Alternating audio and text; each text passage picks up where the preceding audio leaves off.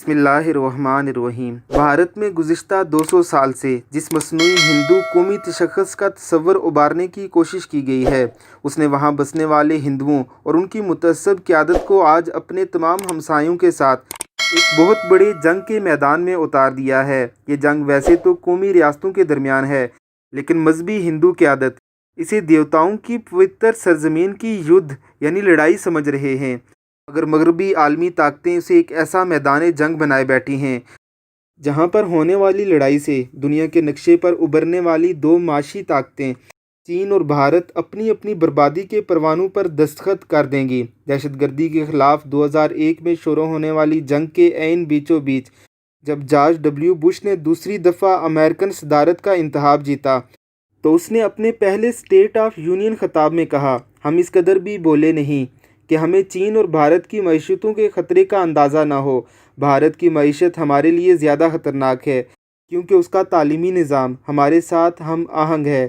George Bush نے یہ خطاب 2 فروری 2005 کو کیا تھا، اور آج اس کے ٹھیک 15 سال بعد عالمی اسٹیبلشمنٹ نے کس قدر غیر محسوس طریقے سے بھارت میں ہندوتوا کے تصور کو کارپوریٹ سرمایہ کی مدد اور ہندو اکثریت کی بالادستی کو جمہوری لبادہ پہنا کر بھارتیہ جنتا پارٹی، راشٹریہ سیوک سنگھ اور بجرنگ دل کی خونی آوازوں کو نریندر مودی کی صورت میں 26 مئی 2014 کو اکثریتی وزیر اعظم کی کرسی پر بٹھایا، اور پھر بھارت کی عوام میں اس نفرت کے غبارے میں مزید ہوا بھر دی گئی۔ نعرہ یہ دیا گیا کہ اس یدھ کے بعد پورا بھارت، بنگلہ دیش، پاکستان، برما، نیپال، سری لنکا، سکم، بھوٹان، یہاں تک کہ افغانستان کے کابل و قندھار پر ہندوتوا کا گروی پرچم لہرائے گا۔ اس نعرے نے بھارت میں بسنے والے ہندوؤں کو اس قدر پرجوش بنا دیا کہ 5 سال بعد اگلے الیکشنوں میں مودی نے 23 مئی 2019 کو بے پناہ اکثریت کے ساتھ حلف اٹھایا، جس نے بھارتی سیکولر آئین کی بنیادیں ہلا کر رکھ دی۔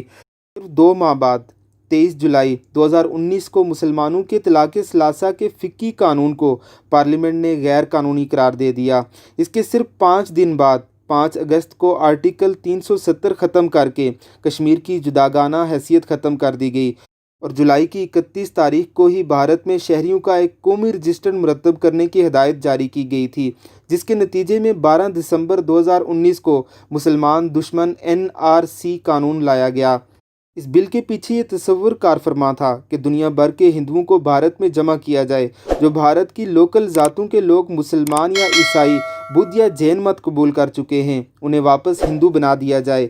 باہر سے آئے ہوئے مسلمانوں کو بھارت کی پوتر سرزمین سے باہر دھکیل دیا جائے۔ اس قانون کے نفاذ کے بعد سے پورا بھارتی سماج 2 حصوں میں تقسیم ہو چکا ہے، ایک ہندو اور دوسرے نان ہندو۔ اس فضا میں بھارت میں بسنے والے ہندوؤں کی اکثریت اس پوتر یدھ یعنی مقدس جنگ میں حصہ لینے کے لیے مکمل طور پر تیار ہے۔ ان کے پنڈت، یوگی، مہامنت، کنڈلی نکالنے والے محاورتیں نکال رہے ہیں کہ اگر فلاں شبھ گھڑی میں بھارت لڑائی میں داخل ہوا تو ہمالیہ کے پہاڑوں سے دیوتاؤں کی فوجیں ان کی مدد کو ویسے ہی اتریں گی جیسے راون کو شکست فاش دینے کے لیے تمام آسمانی اور زمینی دیوتا اکٹھے ہو گئے تھے۔ یہ وہ کیفیت ہے جس کے نشے میں بھارت کا ہندو سرشار ہے اور سمجھتا ہے کہ اب دنیا پر اس کا زمانہ آنے والا ہے۔ بھارت میں ہندوتوا کے اس خواب کی کوئی تاریخی حقیقت نہیں۔ 5000 سالہ تاریخ میں کبھی بھی کسی کے تصور میں یہ بات نہیں تھی، اس لیے کہ بیرونی حملہ آوروں کے آنے سے پہلے ہندوستان کبھی متحد نہ تھا، بلکہ لاتعداد ریاستوں پر مشتمل ایک ایسی سرزمین تھا جس میں راجے مہاراجے ایک دوسرے سے مسلسل جنگوں میں مصروف رہتے تھے۔ بدھ مت کے پیروکار اشوک کی انصاف پسندی نے بھارت کو ایک بار پھر متحد کیا، لیکن اس کی موت کے بعد سب بکھر گئے۔ اس کے قرب و جوار سے حملہ آور اس ہندوستان پر ہر طرف سے ٹوٹتے رہے۔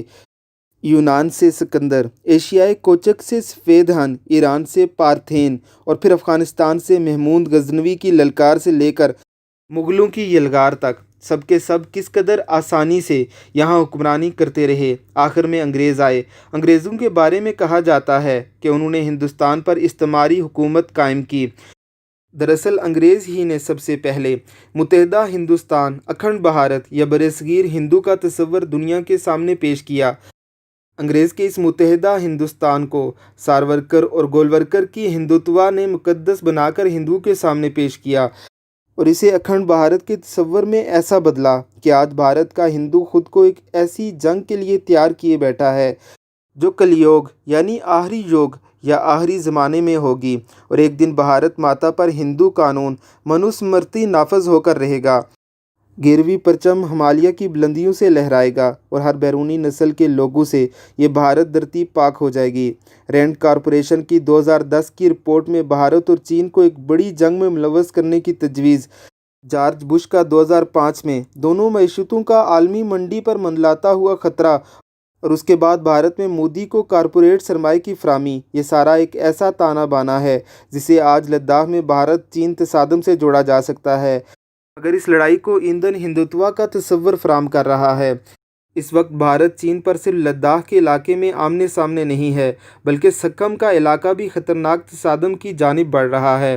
भारत की मशरकी सिमत यानी बांग्लादेश के बाद 7 रियासतें अरुणाचल प्रदेश, मिज़ोरम, मणिपुर, त्रिपुरा, नागालैंड, असम और दासपुर वाक़या हैं। इन रियासतों को भारत से एक मुख्तसर सी ज़मीनी पट्टी कलगरी कॉरिडोर मिलाती है, जिसे उर्फ़े आम में मुर्गी की गर्दन यानी चिकन नेक कहा जाता है। इस पट्टी के दोनों जानब भारत और चीन की सरहदें हैं, जिनके दरमियान सिर्फ 14 मील का फासला है। ये 14 मील अगर तोपों की जद में आ जाएं तो वो सातों रियासतें भारत से मुकम्मल तौर पर कट जाती हैं। इन 7 रियासतों में गुज़िश्ता 50 सालों से अलहदगी की तहरीकें चल रही हैं, जिन्हें भारतीय फ़ौज ताकत से दबा रही है। लद्दाख के साथ साथ ये दूसरा अहम महाज है जो इस वक्त गर्म हो चुका है। नेपाल, जिसके गोरखे भारतीय फ़ौज का अहम हिस्सा थे, इस आज़ाद मुल्क के साथ भारत के मशहूर काला पानी के इलाके का तनाज़ा तसादम में बदल चुका है और भारत चीन पर पुश्तपनाही का इल्ज़ाम लगा रहा है। बांग्लादेश का सरहदी तनाज़ा NRC के बाद शदीद हो चुका है, इसलिए कि 1 करोड़ बांग्लादेशियों को जो भारत की तरफ हिजरत कर गए थे, उन्हीं को भारत वापस बांग्लादेश धकेलना चाहता है। अफ़गानिस्तान में भारत की 18 साला सरमायाकारी तालिबान की वजह से तबाह व बर्बाद हो चुकी है और अमेरिका खित्ते में मुकम्मल तौर पर गैर जानिबदार बनकर रह गया है। खालिस्तान के नारे में अब 1984 के बाद एक बार नई जान पड़ गई है और सिख सवाल करते फिर रहे हैं कि बीजेपी हुकूमत ने महात्मा गांधी को मारने वाले हिंदू गॉडसे को आज तो हीरो बना दिया है, मगर इंदिरा गांधी को मारने वाले सिखों को गद्दार ही कहा जाता है। और इंतकाम के जोश में 1984 में दिल्ली में 5000 सिख जिंदा भी जला दिए गए थे। भारत की फ़ौज शुरू दिन से ही सिख और गोरखे सिपाहियों पर मुश्तमिल थी। दोनों इस वक्त हिंदू भारत के सख्त मुखालिफ बन चुके हैं। कश्मीर का महाज अलग मुसलसल दहक रहा है। ऐसे में मगरबी दुनिया जिस तरह भारत को चीन की माशी तरक्की रोकने के लिए इस्तेमाल कर रही है और उसे जंग में धकेल चुकी है, इसका अंजाम बहुत वाज़ेह नज़र आ रहा है। ये एक ऐसा अंजाम है जिसके बाद भारत अपनी असल की तरफ लौट जाएगा, यानी एक अखंड भारत नहीं बल्कि 500 रियासतों वाला मुनक़सम भारत। अल्लाह रब्बुल इज़्ज़त औरिया मकबूल जान की इल्म व उम्र में बरकत अता फ़रमाए। आमीन सुम आमीन।